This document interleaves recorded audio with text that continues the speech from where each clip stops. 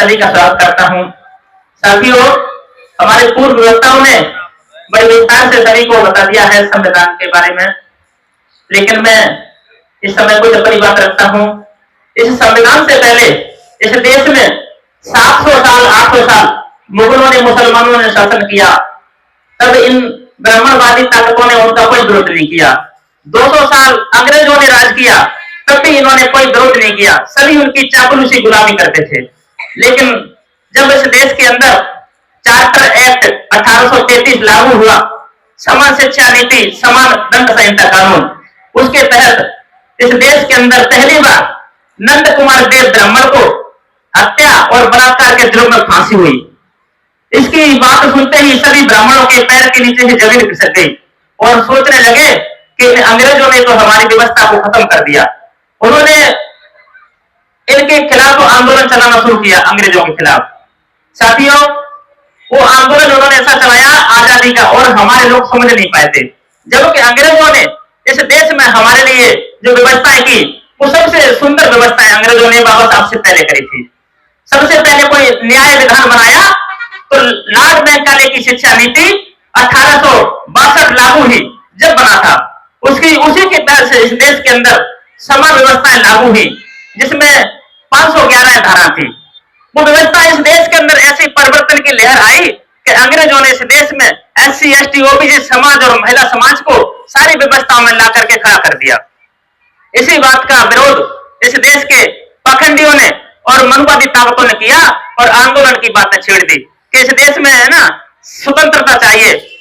बाल गंगाधर तिलक जो बोलते थे कि हमें भी स्वराज चाहिए, उस समय महात्मा फुले, ज्योतिराव फुले ने कहा कि हम भी स्वराज चाहते हैं।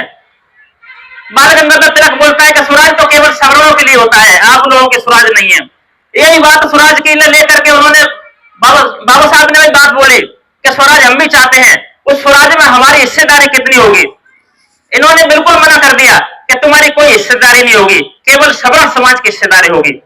इसी व्यवस्था में 1895 के अंदर संविधान की एक किताब बाल गंगाधर तिलक ने लिखी, जिसमें SC ST OBC और महिला समाज को कुछ नहीं मिला। 1925 के अंदर ऐसी किताब महात्मा गांधी ने लिखी जिसका नाम था वर्णाश्रम धर्म। उसमें भी ऐसी कोई व्यवस्था SC ST OBC और महिलाओं के लिए नहीं थी। 1927 में एक और रिपोर्ट बनी, नेहरू रिपोर्ट। उसमें भी हमारे देश की बहन बेटियों को और SC ST OBC समाज के लिए कोई अधिकार की बात नहीं।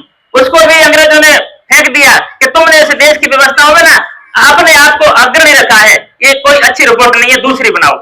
इसी व्यवस्था में चलते चलते जब बाबा साहब अम्बेडकर जी आते हैं, तो बाबा साहब अम्बेडकर जी को जिताने के लिए सभी ने मना कर दिया। सभी ये बोलते हैं कि अम्बेडकर जी, हमने तुम्हारे सारे रास्ते बंद कर दिए हैं। अब ये बातें बहुत दुर्लभ हो गई थी। उस समय जैसुर खुलना से बाबा साहब अम्बेडकर जी को जिता करके संविधान सभा में भेजने का 1940 में काम किया था। तब संविधान बनाने की जरूरत पड़ी, तब यहां से कोई विदेश में भेजा। इन लोगों ने सचिव के पास पहुंचे, उन्होंने कहा कि भैया हमको संविधान बनाना है। उस बुद्धिमान व्यक्ति ने सबसे पहला बाबा साहब अम्बेडकर का नाम लिया। उन्होंने कहा कि नालायकों, तुम्हारे देश के अंदर सूर्य की तरह प्रकाशमान व्यक्ति अम्बेडकर है, उससे संविधान लिखाओ। लोग यहाँ पर आकर के बाबा साहब अम्बेडकर जी के बारे में बात करते हैं कि अम्बेडकर जी अब आप ही संविधान लिखेंगे। तब